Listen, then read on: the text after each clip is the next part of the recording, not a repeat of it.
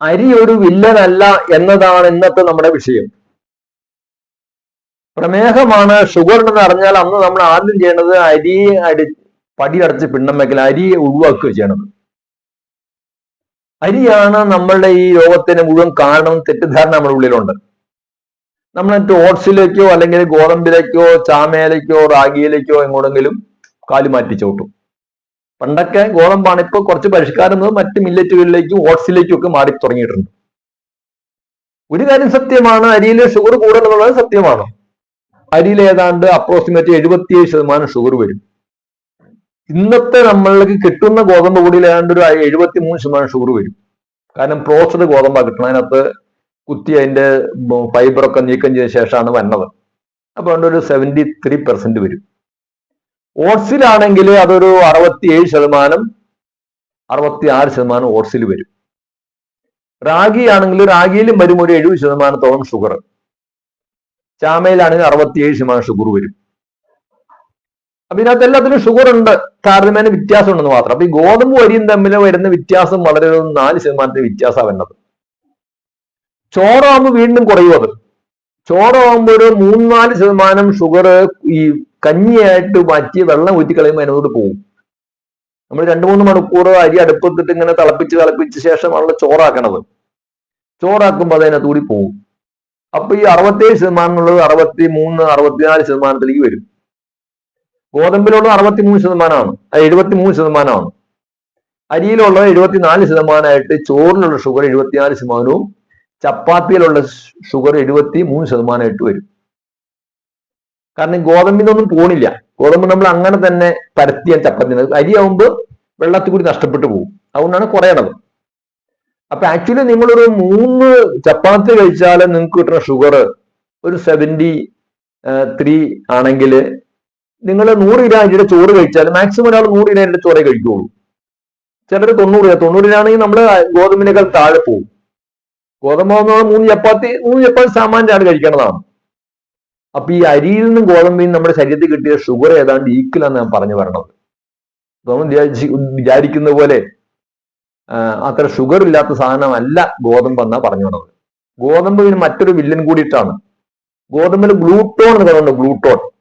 ഗ്ലൂട്ടോൺ ആണ് നമുക്ക് നമ്മളുടെ ചുമ, ജലദോഷം, അലർജി, തുമ്മല് തുടങ്ങിയ രോഗങ്ങളെ വർദ്ധിപ്പിക്കും ഗ്ലൂട്ടോൺ. അതുപോലെ PCOD ഉള്ളവർക്ക് വർദ്ധിപ്പിക്കും. തൈറോയിഡിന്റെ പ്രശ്നമുള്ളവർക്ക് വർദ്ധിപ്പിക്കും. അതുപോലെ ഇൻസുലിൻ റെസിസ്റ്റൻസ് കൂട്ടും. പാൻക്രിയാസിന്റെ പ്രവർത്തനത്തെ തടസ്സപ്പെടുത്തും. പ്രമേഹമുള്ളവർക്ക് ഷുഗർ, ഈ ഗോതമ്പ് നല്ല ഫുഡല്ല. അതുകൊണ്ട് ഞങ്ങൾ സുഖജീവൻ നേച്ചർ സെന്ററിന്റെ ഷുഗർ റിവേഴ്സ് ഫുഡിൽ ഒന്നും ഗോതമ്പിനെ നമ്മൾ കൊള്ളിക്കാറില്ല. ധാരാളം പേർക്ക് ഈ ഗോതമ്പിന്റെ ഈ വിഷയമുണ്ട്, ഗ്ലൂട്ടോൺ പ്രശ്നമുണ്ട്. അതുകൊണ്ട് നമ്മൾ അത് ഉപയോഗിക്കാറില്ല. അതുകൊണ്ട് എനിക്ക് പറയാനുള്ളത് അരിയെ പൂർണ്ണമായിട്ട് നമ്മൾ ഒഴിവാക്കേണ്ട ആവശ്യമില്ല എന്നാ പറഞ്ഞു വേണ്ടത്. നമ്മുടെ ചോറിലും ഈ ചപ്പാത്തിയിലും വേണ്ട ഒരേപോലെയാണ് ഷുഗർ ഉള്ളത്. പിന്നെ ഗോതമ്പിന് ചില പ്രത്യേകതകളുണ്ട്. ഗോതമ്പിനൊന്ന് ഫൈബർ കൂടുതലുണ്ട്. അതുപോലെ ഗ്ലൈസിമിക് ഇൻഡെക്സിന്റെ വ്യത്യാസമുണ്ട്. അങ്ങനെ ചില മാറ്റങ്ങൾ അരിയുന്നുണ്ട് എന്ന് സത്യമാണ്. അരിക്കുള്ള മറ്റൊരു ഗുണം, അരി നമ്മളുടെ പരമ്പരാഗതമായിട്ടുള്ള ആഹാരമാണ്. നമ്മളുടെ അപ്പന്മാർ തൊട്ട് കഴിച്ചു വന്ന് ശരീരവുമായിട്ട് സാൽമ്യം വന്ന ഫുഡാണ്. അതുകൊണ്ട് ഒറ്റയടിക്ക് പൂർണ്ണമായിട്ട് ഒഴിവാക്കുന്നത് നല്ലതല്ല എന്നൊക്കെ എനിക്കൊരു അഭിപ്രായമുള്ളതാണ്. ഞങ്ങളുടെ അതുകൊണ്ട് മൂവാഴ്ച സുഖജീവൻ നേച്ചർ സെന്ററിന്റെ ഷുഗർ റിവേഴ്സ് പ്രോഗ്രാമിന്റെ ഫലമായിട്ട് വരുന്ന ഞാൻ ആളുകളെല്ലാം പറഞ്ഞു, നിങ്ങൾ ഒരു നേരം ചോറ് കഴിക്കാൻ പറയും. അവരെ കൊണ്ട് ഏതെങ്കിലും ഒരു നേരം ചോറ് കഴിപ്പിക്കും. ചോറ് കഴിക്കുമ്പോൾ വയറ് നിറച്ച് അങ്ങനെ ചോറ് കഴിപ്പിക്കുകയല്ല ചെയ്യണത്. ഒരു 1/3 ചോറോ അല്ലെങ്കിൽ പകുതി ചോറോ കഴിക്കാൻ പറ്റും. ബാക്കി ഭാഗം നമ്മൾ വെജിറ്റബിൾസ്, അതായത് റോ വെജിറ്റബിൾസ്, സലാഡ് പോലുള്ള വെജിറ്റബിൾസ് കഴിക്കും. പിന്നെ ബോയിൽഡ് അവിയലോ തോരനോ മെഴുക്കുവരട്ടി അങ്ങനത്തെ ഫുഡ് കഴിപ്പിക്കും. ഇലക്കറികൾ അങ്ങനത്തെ ഫുഡ് കഴിപ്പിക്കും. ഇങ്ങനെയാണ് ഇപ്പൊ കഴിപ്പിച്ചു വന്നത്. ഒരു പകുതിയോ അല്ലെങ്കിൽ 1/3 ചോറ്. ഇപ്പൊ ഷുഗർ ഒരു 200ന് മുകളിലാണെങ്കിൽ 1/3 ചോറ് കഴിക്കാൻ പറയും. 200 താഴെ ആണെങ്കിൽ പകുതി ചോറും ചോറിൽ പാതി കറി എന്ന് പറയും. അങ്ങനെയുള്ളൊരു പദ്യക്രമ കൊടുക്കണത്. മറ്റൊരു ഗുണം കൂടിയുണ്ട്. ഇപ്പൊ നമുക്കൊരു ഷുഗറാണ്, നമുക്ക് ചോറിന് പൂർണ്ണമായിട്ട് ഒഴിവാക്കി കഴിഞ്ഞാൽ നമുക്കൊരു മാനസികമായിട്ടൊരു വിഷമം ഉണ്ടാവാം. നമ്മുടെ ഹസ്ബൻഡോ വൈഫോ അല്ലെങ്കിൽ പിള്ളേരൊക്കെ ഇരുന്ന് ചോറുണ്ണു, നമ്മൾ മാത്രം ഈ ചപ്പാത്തി കടിച്ചു തിന്നണു. അപ്പൊ നമ്മൾ എന്തോ രോഗിയാണെന്ന് തോന്നലുണ്ടാവും. ഇത് നമ്മളുടെ മെന്റലായിട്ടുള്ള മാനസികമായിട്ടുള്ള ഒരു അസ്വസ്ഥതയ്ക്കും ഈ ഡയറ്റിനോടൊക്കെ ഉള്ള വിരോധത്തിനും കാരണമായിത്തീരും. അപ്പൊ അതുകൊണ്ട് നമ്മൾ അങ്ങനെ ചോറിന് വെറുക്കേണ്ട ആവശ്യമില്ല. നിങ്ങൾ കുറച്ച് ചോറ് കഴിച്ചോ എന്ന് ഞാൻ എല്ലാവരും പറയാറില്ല, അങ്ങനെ കഴിപ്പിക്കാറുണ്ട്. അതുകൊണ്ട് പലരുടെ ഷുഗർ കുറഞ്ഞു വരുന്നുണ്ട്.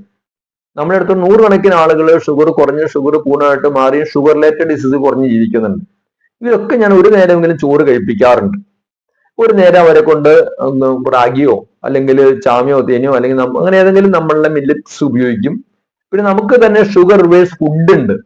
അതിനകത്ത് 9 മില്ലറ്റുകളും ചെറുപയറും മുതിരയും ഒലിവൊക്കെ മുളപ്പിച്ച് ചേർത്തിട്ടുള്ള ഒരു സമീകൃതമായിട്ടുള്ള ഷുഗർ ബേസ് ഫുഡ് ഈ ഫുഡ് കഴിപ്പിക്കും. ഒരു നേരം അവരെ കൊണ്ട് ഫ്രൂട്ട്സോ അല്ലെങ്കിൽ വെജിറ്റബിൾസോ ഒന്നും കഴിപ്പിക്കും. ഇങ്ങനെയാണ് ഇപ്പൊ ചെയ്തു വരുന്നത്.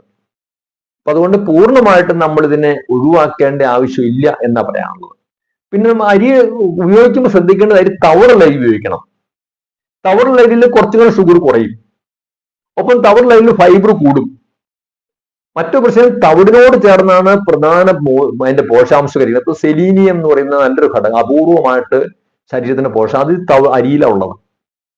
അതുപോലെ തന്നെ മഗ്നീഷ്യം, കാൽസ്യം, അതുപോലെ വിറ്റാമിൻ ബി കോംപ്ലക്സ്, ഇങ്ങനെയുള്ള പലതരത്തിലുള്ള വൈറ്റമിൻസും മിനറൽസും അരിയിലുണ്ട്. പക്ഷെ നമുക്കൊന്നും കിട്ടാറില്ല. നമ്മളിതെല്ലാം കുത്തി വെളുപ്പിച്ച അരി കഴിക്കുമ്പോൾ എല്ലാം തവിടിലൂടെ പശുവിന് കിട്ടും, നമുക്ക് ഷുഗർ മാത്രം കിട്ടും, നമ്മൾ ഷുഗർ രോഗിയായി തീരുകയും ചെയ്യും. അപ്പൊ നിങ്ങൾ തവിടുള്ള അരിയിലേക്ക് വരണം.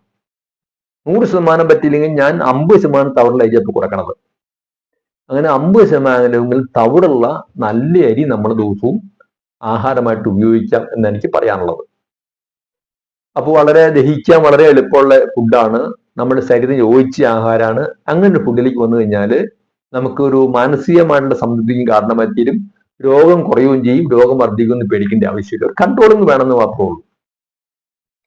പക്ഷെ ഇന്ന് കിട്ടുന്ന അരി പലതും നമുക്ക് വിശ്വസിക്കാൻ പാടില്ല.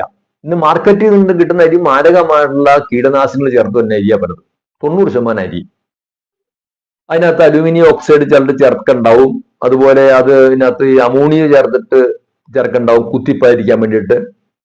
അതുപോലെ സോഡിയം ബെൻസോയിക് ചിലർ ചേർക്കുന്നുണ്ടാവും. അതുപോലെ ചുമന്ന കളർ കിട്ടാൻ വേണ്ടി റെഡ് ഓക്സൈഡ് പോലുള്ള സാധനം ചേർക്കുന്നുണ്ടാവും. അങ്ങനെ പലപ്പോഴും നമുക്ക് ഇടുന്ന അരി ഒന്നും നമുക്ക് അകത്തേക്ക് കഴിക്കാൻ കൊള്ളാത്ത സാധനമാണ്. അതുകൊണ്ടാണ് കുത്തിപ്പാത്തത്. ഇപ്പൊ ഞാൻ അരി കൊടുക്കുന്നുണ്ട്. നമ്മുടെ അരി എന്ന് വെച്ചിട്ടുണ്ടെങ്കിൽ 2 അല്ലെങ്കിൽ 3 മാസം കഴിഞ്ഞാൽ കുത്തിപ്പോകും. കുത്തിപ്പോകുന്ന അരിയേ കഴിക്കാമുള്ളൂ. നിങ്ങൾ മേടിക്കുന്ന അരി ഒന്നും കുത്തില്ല. 1 കൊല്ലം കഴിഞ്ഞാൽ 2 കൊല്ലം കഴിഞ്ഞാലും കുത്തി കേടാവാതെ കീടം പ്രവർത്തിക്കാതിരിക്കും. അത് കീടം ചെറിയ ജീവിയായിട്ട് കുത്താൻ വരുമ്പോൾ ചത്തുപോകണു. നമ്മൾ വലിയ ജീവിയായതുകൊണ്ട് മരിക്കണില്ല എന്ന് മാത്രമേ ഉള്ളൂ. ഇപ്പൊ നമ്മളുടെ ഉള്ളിൽ ചെന്നാൽ വിഷമായിട്ട് പ്രവർത്തിക്കും. പൊതുവെ പ്രമേഹം ഉണ്ടാകുന്ന അവർ പലതരം മരുന്നുകൾ ഉപയോഗിക്കുമ്പോൾ ഈ പോയിസൺ കൂടി ചെന്നിട്ട് അതിനെ കൂടിയിട്ട് നമ്മുടെ ലിവറും കിഡ്നിയും റിമൂവ് ചെയ്യേണ്ട അവസ്ഥ വരും. അതുകൊണ്ട് സ്വല്പം വില കൂടി കഴിഞ്ഞാലും നിങ്ങൾ നാടൻ കുത്തരി മേടിച്ച് കഴിക്കണം. അതും ഒരു 50% തവിടുള്ള അരി മേടിച്ച് കഴിക്കണം എന്ന് എനിക്ക് പറയാനുള്ളത്. അപ്പൊ സാധാരണ നമുക്ക് 100 അരി എന്ന് പറഞ്ഞാൽ ഇപ്പൊ ഒരു 5 രൂപ ചെലവ് വരും ഒരു ദിവസത്തേക്ക്. എന്താണ് വരാൻ പോകുന്നത്? ഇതിപ്പോ ഞാൻ തരുന്ന അരിക്ക് ഒരു 10 രൂപ ചെലവ് വരുമായിരിക്കും. എങ്കിൽ പോലും 5 രൂപ ഒരു നേരത്തെ ഒരു ദിവസം ഒരു നേരം അരി കഴിക്കുമ്പോൾ നിങ്ങൾക്ക് വരുന്ന അഡീഷണൽ ചെലവ് 5 രൂപയാണ്. നല്ല ചോറുണ്ടു, നല്ല ടേസ്റ്റുള്ള അരി കഴിച്ചു, പോഷകാംശമുള്ള അരി കഴിച്ചു, തവിടുള്ള അരി കഴിച്ചു, ഷുഗർ കൂടുമില്ല. ആ കൂടുതൽ ചെലവ് 5 രൂപ. എത്രയോ പൈസ മറ്റ് പല കാര്യത്തിനും മുടക്കണം. ഇപ്പൊ 5 രൂപ മുടക്കി നല്ല അരി മേടിച്ച് കഴിക്കുകയാണെങ്കിൽ ഈ പറഞ്ഞ പ്രശ്നങ്ങളൊന്നും ഉണ്ടാകില്ല. പിന്നെ ശരീരമാണ് ഏറ്റവും വലിയ ധനം. അതുകൊണ്ട് അപ്പൊ അത്രയും കുറച്ച് പൈസ നിങ്ങൾ ആശുപത്രി കൊടുത്താൽ മതി ഈ 5 രൂപ എനിക്ക് തരുമ്പോൾ. അതുകൊണ്ട് നല്ല അരി മേടിച്ചിട്ട് നല്ല ചോറ് കഴിക്കുക. ഒരു നേരമെങ്കിലും ചോറ് കഴിച്ചിട്ട് നോക്കൂ. അതുകൊണ്ട് ഷുഗർ കൂടില്ല. 100 കണക്കിന് ആൾക്ക് ഞാൻ ഇന്ന് കൊടുത്തുകൊണ്ടിരിക്കുന്നതാണ്. അപ്പൊ നിങ്ങൾക്ക് നല്ല അരി കിട്ടാനുണ്ടെങ്കിൽ അവിടെ നിന്ന് മേടിക്കാൻ, നിങ്ങൾക്ക് നാട്ടിൽ കിട്ടാനെങ്കിൽ പറഞ്ഞു കഴിഞ്ഞാൽ നമുക്ക് അയച്ചു തരാനുള്ള സംവിധാനമുണ്ട്.